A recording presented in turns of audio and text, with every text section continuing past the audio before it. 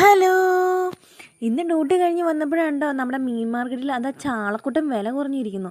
ഒരുപാട് നാളായിട്ടോ ചാളയൊക്കെ മേടിച്ചിട്ട്, കാരണം പൊന്നിൻ്റെ വിലയായിരുന്നു കേട്ടോ.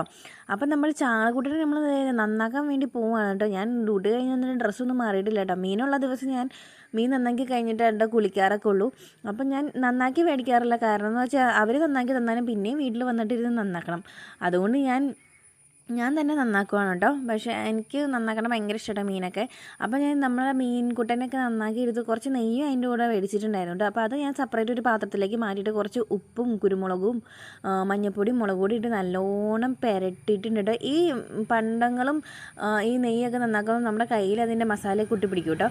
അപ്പോൾ ഞാനത് പുരട്ടിയിട്ട് നേരെ ഫ്രിഡ്ജിലേക്ക് വെച്ചിട്ട്, പിന്നെ കറി വയ്ക്കാനായിട്ട് കഷ്ണങ്ങളാക്കി മാറ്റി വെച്ചു. പിന്നെ വറക്കാനും കഷ്ണങ്ങളാക്കി മാറ്റി വെച്ചിട്ട് വരഞ്ഞ് അതിനും ഇതുപോലെ മസാല പുരട്ടി ഞാൻ അതേ ഫ്രിഡ്ജിലേക്ക് വെച്ചിട്ടു. അപ്പോഴാണ് നോക്കുമ്പോൾ ചോറില്ല.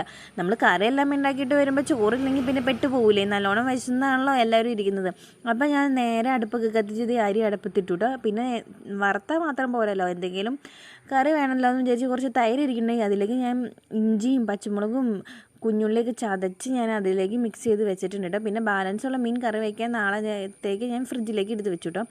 അപ്പോൾ ഞാൻ മീനിൻ്റെ ഒരു പുറം സെറ്റായി കഴിഞ്ഞപ്പോൾ മറിച്ചിട്ടപ്പോൾ അതിൻ്റെ കൂട്ടത്തിൽ നമ്മുടെ നെയ്യ് ഇട്ടിട്ട് വറുക്കുന്നുണ്ട് കേട്ടോ. കാരണം നെയ്യ്ക്ക് അധികം വേവ് വേണ്ടല്ലോ. പിന്നെ ഞാൻ അരി വേകുമ്പോഴത്തേക്കും കുളിക്കാൻ പോയിട്ടോ, ഒന്ന് ഫ്രഷ് ആയിട്ട് ഇരിക്കാമല്ലോ. അപ്പോൾ പിന്നെ ചോറായി കഴിഞ്ഞ് കഴിഞ്ഞാൽ നമുക്ക് ഫുഡ് കഴിക്കാമല്ലോ. പിന്നെ തലമുടിയൊക്കെ ചടയൊക്കെ കഴിഞ്ഞ് വാരി കെട്ടി വെക്കുകയാണെ. ഞാൻ റോസ്മേരി വാട്ടറാണ് കേട്ടോ അടിക്കുന്നത്. ഇത് ഞാൻ കടയിൽ നിന്ന് മേടിച്ചതല്ല, ഞാൻ തന്നെ ഉണ്ടാക്കിയ റോസ്മേരി വാട്ടറാണ് കേട്ടോ. പിന്നെ കുറച്ച് നേരം ചേട്ടയുടെയും കൊച്ചിൻ്റെയും കൂടെ ഇരുന്ന് പോയി TV കണ്ടു. അപ്പോഴത്തേക്കും നമ്മുടെ അരിയൊക്കെ വെന്ത് ചോറൊക്കെ വാങ്ങിയിട്ട് പിന്നെ ഞാനും ചേട്ടയും കൊച്ചും കൂടെ ഫുഡ് കഴിക്കാൻ ഇരിക്കുകയാണ് കേട്ടോ. ഇന്നലത്തെ കുറച്ച് വെണ്ടയ്ക്ക തോരനുണ്ടായിരുന്നു. നല്ല വിശപ്പുള്ളതുകൊണ്ട് ചൂടൻ ചോറും മീൻ വറുത്ത കൂടി നല്ലോണം കഴിച്ചു കേട്ടോ. വീഡിയോ ഇഷ്ടപ്പെട്ടാൽ സബ്സ്ക്രൈബ് ചെയ്യാൻ മറക്കരുതേ.